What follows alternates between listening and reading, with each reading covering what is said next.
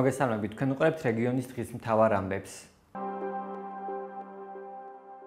დღეს ახალციხის რაიონულ სასამართლოში ადიგენის მუნიციპალიტეტის საკრებულოდან გათავისუფლებული პირის მიხეილ ბუსტრიკიძის სასამართლო პროცესი გაიმართა. სხდომას ესწრებოდა როგორც მოსარჩლე, ასევე მოპასუხე მხარე საკრებულოს თავმჯდომარის მოადგილის თეიმურაზ მიქელაძის სახით.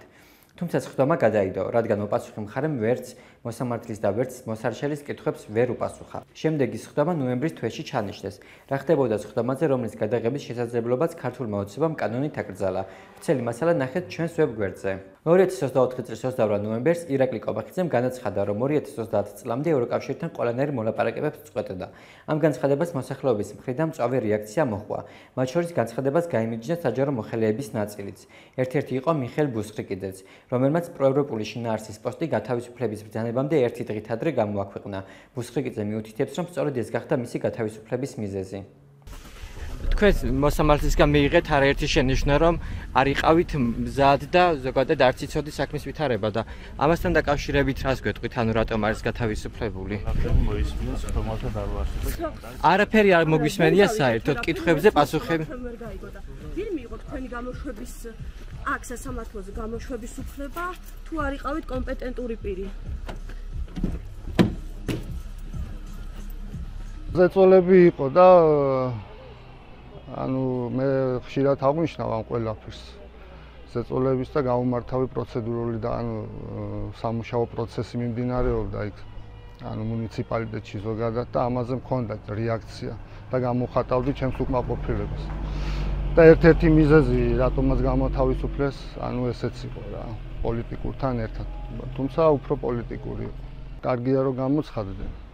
და კარგია რომ პროცესი დაიძრა და ანუ წინასწარმეტიდან განსხვავებით მოგვეცა საშუალება რომ კითხვა-პასუხის რეჟიმში მომხდარიყო ანუ ჩვენი დიალოგი და კარგია. ამით ანუ ნათელი მოეფინება იმ ყველაფერს რაც იქ ხდებოდა და რა მიზეზით და ის გარემოებებიდან გამომდინარე გამოთავისუფლეს დაკავებული თანამდებობიდან. წინა დღეს გათავისუფლებამდე მე გავაკეთე Facebook გვერდზე ანუ ჩემი სტატუსი გამოვაქვეყნე და მეორე დღეს გამოთავისუფლეს, ეს იყო მიზეზი. იქ სხვა არაფერი არ იყო. ხლა 1000 რაღაცას მოიგონებენ, 1000 რაღაცას მოიფიქრებენ, სინამდვილეში ყველა მისის რომ ანუ პრობლემა არ ყოფილა ჩემს მიერ იქ სამსახურებრივი უფლებამოსილების შესრულების მომენტში. ასევე სხდომაზე საუბრობდით მუნიციპალიტეტის მერის მხრიდან აპარატის ამ სტრუქტურაზე ზეწოლაზე და ამაზე ვთქვათ ორი სიტყვა კამერასთან. დღეს ახალციხის რაიონულ სასამართლოში გაიმართა მოსარჩელე მიხეილ ბუსტრიკიძის სასამართლო პროცესი, რომელიც ეხება ადიგენის მუნიციპალიტეტის საკრებულოს თავმჯდომარის მიერ მიღებულ გადაწყვეტილებას. კერძოდ გულისხმობ 2024 წლის 27 დეკემბერს ადიგენის მუნიციპალიტეტის საკრებულოს თავმჯდომარემ ბრძანების საფუძველზე ბატონი მიხეილი, რომელიც გახლავთ პირველადი სტრუქტურული ერთეულის აპარატის უფროსი იყო, იგი გაათავისუფლა დაკავებული თანამდებობიდან და დღეს იყო მოსამზადებელი სხდომა.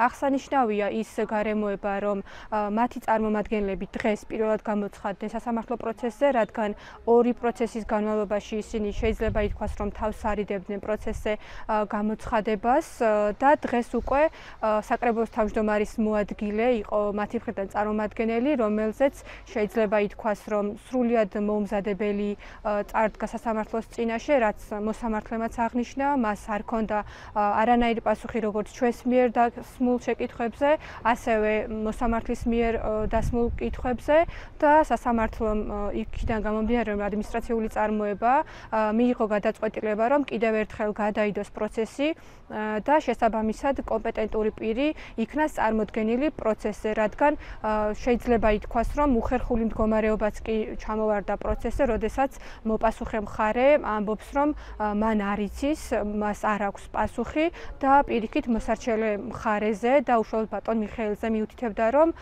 მას კითხეთ, მან უკეთ იცის. აქედან გამომდინარე სასამართლო მიიღო გადაწყვეტილება, რომ პროცესი გადაიდოს ნოემბერში და შესაბამისად უკვე დაველოდებით, რომ წარმოდგენილი იყოს პროცესზე ან უშუალოდ საკრებულოს იურისტი, ან თავად თავმჯდომარე საკრებულოს, რომელმაც მიიღო აღნიშნული გადაწყვეტილება, რადგან გვაქვს კითხვები როგორც ჩვენ მხარეს მოსარჩელეს, ასევე სასამართლოს.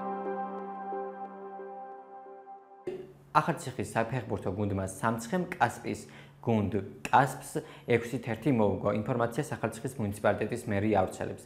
გავრცელებული ინფორმაციის მიხედვით 2025 წლის რეგიონული ლიგის საქართველოს ჩემპიონატის ფარგლებში თამაში ქალაქ კასპში გაიმართა, სადაც ახალციხის სპორტული გაერთიანების საფეხბურთო კლუბი სამცხე და კასპის კასპი დაუპირისპირდნენ.